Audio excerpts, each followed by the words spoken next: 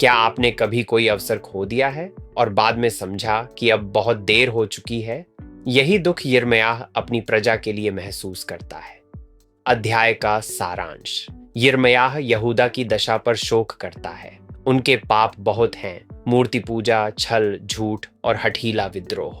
सत्य से सामना होने पर भी वे अपनी बुरी राहों पर टिके रहते हैं। उन्होंने पश्चाताप करने से इनकार कर दिया। हर कोई पाप की ओर ऐसे दौड़ता है जैसे घोड़ा युद्ध में टूट पड़ता है। नेता, भविष्यद्वक्ता और याजक सब असफल रहे। वे परमेश्वर का सत्य बोलने के बजाय झूठा भरोसा देते हैं। शांति शांति, जबकि शांति कहीं नहीं है। लोग अपने पापों से लज्जित नहीं होते, उन्हें लज्जा करना भी नहीं आता।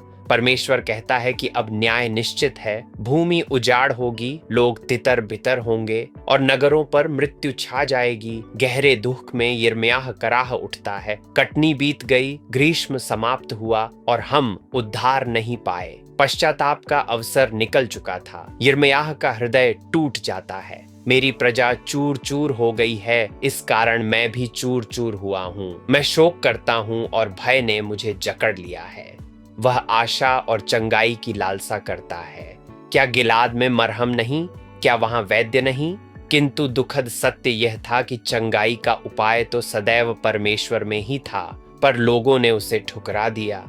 हम इस अध्याय से क्या सीख सकते हैं? पहला, समय अनमोल है। कटनी अवसर का प्रतीक थी। यहूदा ने उसे खो दिया। पश्चाताप का समय होता है और जब वह निकल जाए तो परिणाम अवश्य आते हैं। क्या मैं आज परमेश्वर की बुलाहट को गंभीरता से ले रहा हूं या यह मान रहा हूं कि मेरे पास और समय है? दूसरा, झूठी शांति खतरनाक है। नेताओं ने कहा शांति शांति, जबकि शांति थी ही नहीं। ऐसे झूठे वचनों ने लोगों को सत्य से अंधा बना दिया। परमेश्वर का वचन वास्तविकता दिखाता है, न कि आरामदेह झूठ।